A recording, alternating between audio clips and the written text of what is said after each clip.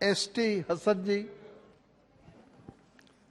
बहुत बहुत शुक्रिया सर, आपने मुझे इस डिबेट में बोलने का मौका दिया। 75 साल का इतिहास सुबह से हम लोग सुन रहे हैं। अच्छी बातें भी हैं, मीठी भी हैं, खट्टी भी हैं, सभी कुछ है। हमने प्रधानमंत्री जी का पहली बार सकारात्मक भाषण भी सुना, जिसमें पहली बार हमने देश के एक बहुत बड़े राजनीतिक इंसान जवाहरलाल नेहरू जी की तारीफ इस दल से पहली बार सुनी। वो फ्रीडम फाइटर जो 9 साल तक जेल में रहे और उन्होंने देश को उस वक्त संभाला था जब हमारे देश में गाड़ियों में लकड़ी के पहिए चला करते थे। साइंस टेक्नोलॉजी में हम कहीं नहीं थे। धीरे धीरे हम आगे बढ़े और हम इस दौर में आ गए कि जहाँ सोफिस्टिकेटेड गाड़ियाँ और हर तरह की सुविधाएं हमें मैसर हैं। ये हमारी तरक्की होती चली गई। सर, मैं जब पहली बार सदन में आया, मैं तो पहली बार का सांसद हूं, मैंने सदन का शेप देखा, मुझे बापू का वो रंग बिरंगी गुलदस्ता याद आ गया। यहाँ पे हर धर्म के लोग, हर जाति के लोग, हर भाषा बोलने वाले लोग, हर रंग के लोग मौजूद थे और इस गुलदस्ते की खूबसूरती मैंने इस पार्लियामेंट के अंदर देखी। सर, हमने वो दौर भी देखा था जवाहरलाल नेहरू जी के बाद बहुत मिसेस इंदिरा गांधी भी तशरीफ लाई और इंदिरा गांधी के ज़माने में जब हमने एटॉमिक ब्लास्ट करा था, हम एटॉमिक पावर भी बने थे। वो भी पल हमारे लिए स्मरणीय हैं और गौरवशाली हैं।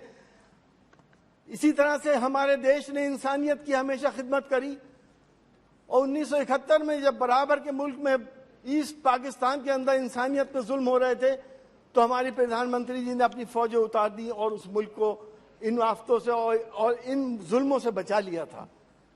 ये तमाम बातें हमारे देश में होती चली आई। सर, हम ये जानते हैं बहुत सी चीजें नकारात्मक भी हमने देखी। इस 17वीं लोकसभा में हम आए, हमारे एक साथी हमारे साथ थे जो देश के नेता हैं, जिनको ऐसे ऐसे चार्जेस में फंसाया गया जिनका नाम आजम खान साहब है। वो इसी हमारे कुलीग थे। कहीं मुर्गी चोर, कहीं बकरी चोर, कोई भैंस चोर, अब पता नहीं क्या क्या उनके ऊपर इल्जाम लगाए गए और आज भी उनको टॉर्चर किया जा रहा है। उस नेशनल लीडर के साथ ये सब कुछ हुआ और जब हमने अपने संरक्षक से शिकायत करी तो मुझे अफसोस के साथ कहना पड़ रहा है कि हमने अध्यक्ष जी को भी अब बहुत असहाय पाया। हमने प्रधानमंत्री जी से मिलने की कोशिश करी, हमें टाइम नहीं मिला। सर, प्रजातंत्र में ये परंपराएं हमारी समझ में नहीं आती कि प्रजातंत्र इस तरह से आगे बढ़ेगा या नहीं बढ़ेगा। हमने 7वीं लोकसभा में सर हमारे कुछ ऐसे बिल पास हुए। CAA आ गया, 3 तलाक का बिल आया, 370 को हटाया गया, जिससे हिंदुस्तान की दूसरी बड़ी आबादी मुसलमानों की दिल आजारी हुई। और इसका संदेश क्या गया देश के अंदर? संदेश ये गया कि किसी को हिजाब पे परेशानी होने लगी, किसी को नमाज पे परेशानी होने लगी, किसी को मस्जिद पे, किसी को मदरसे पे परेशानी होने लगी। क्या ये वही बापू का देश था जहां पे हम सब ने प्यार मोहब्बत से मिलके मंदिरों के तहखाने में एक तरफ नमाज पढ़ते थे, एक तरफ पूजा करते थे? हमने इस तरह से देश को आजाद कराया है जब हम एक थाली में खाना खाते थे। आज हम किस जगह पे आ गए कि यहाँ मंदिर ना हो, यहाँ मस्जिद ना हो, यहाँ अजान ना हो, यहाँ नमाज ना हो? अरे क्या पैदा करने वाला मेरा और है और आपका कोई और है? पालनहार क्या अलग अलग हो गए? सर, ये राजनीति बहुत खतरनाक दौर से गुजर रही है, देश के लिए बहुत खतरनाक है। अगर आज हमने ये नहीं समझा तो आगे आने वाला भविष्य हमारा अंधकार में है।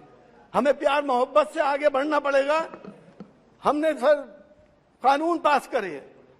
हम चाहते हैं कि हम इस लोकसभा से दूसरी लोकसभा में जा रहे हैं।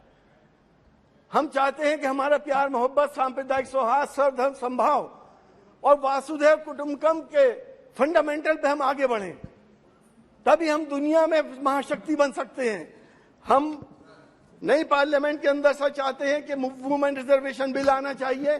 समाजवादी पार्टी उसकी पक्षधर है, लेकिन समाजवादी पार्टी चाहती है कि SC, ST और OBC और मुस्लिम्स का भी उसके अंदर अलग से रिजर्वेशन हो। और ये रिजर्वेशन पार्टियों के ऊपर लागू हो, इलेक्शन कमीशन के ऊपर नहीं लागू होना चाहिए। पार्टियां अपने हिसाब से वुमेन्स को टिकट दें। कहीं ऐसा ना हो कि जहां जहां हमारे बड़े बड़े नेता खड़े होते हैं, अगर इलेक्शन कमीशन उनसे नाराज है तो उसको महिला डिक्लेयर कर दे। सर, हम चाहते हैं कि नई पार्लियामेंट के अंदर प्लेस ऑफ वर्शिप एक्ट को और स्ट्रेंथन किया जाए ताकि एक सांप्रदायिक सौहार्द बने। लोग मौका उठा रहे हैं देश के सांप्रदायिक सौहार्द बिगाड़ने का। अगर प्लेस ऑफ वर्शिप एक्ट को आप और स्ट्रेंथन करेंगे, प्लीज सुन लिए, स्ट्रेंथन करेंगे तो हम प्यार मोहब्बत से, एकता से और सांप्रदायिक सौहार्द और गंगा जमनी तहजीब से अपनी नस्लों को ये तहजीब दे के चले जाएंगे। वरना हमारी नस्लें, यकीन जानिएगा, हमें कभी याद नहीं करेंगी। वो हालात पैदा ना हो जाएं। आज देश की दूसरी बड़ी आबादी मुसलमान बहुत फिक्रमंद है, बहुत परेशान है कि हमारी नस्लों का आगे क्या होगा, कहां हमें इंसाफ मिलेगा और कहां हमारी बात सुनने वाला कोई होगा या नहीं होगा। हालांकि मैंने देखा इस पार्लियामेंट के अंदर, मैं धन्यवाद देता हूं अपने स्टेजी बेंच वालों को कि जब भी हमने कोई समस्या, लोगों की समस्या की बात करी तो इन्होंने हमारी मदद करी। जब भी हमने कोई क्वेरीज करी तो इन्होंने हमारी मदद करी। हमारे मनभेद हरगिज नहीं है, हमारे मतभेद जरूर हैं, वो हम पार्लियामेंट के अंदर हैं और बाहर हम सब एक हैं। सर, G20 हुआ, हमें खुशी है कि देश का नाम आगे बढ़ा। ऐसे आयोजन पहले भी बहुत हुए थे और होते रहने चाहिए। G20 से हमें किसी बात की कोई परेशानी नहीं है। नॉन अलाइंड मूवमेंट भी हुआ था यहाँ पर, उसकी भी बहुत बड़ी एक इवेंट हुई थी। सर, मैं आपसे ये कहना चाहता हूं कि हमारे देश के फंडामेंटल है सर्वधर्म समभाव, वासुदेव कुटुंबकम। अगर हमने इसको नहीं बचाया तो फिर हम देश को नहीं बचा पाएंगे। बहुत बहुत शुक्रिया।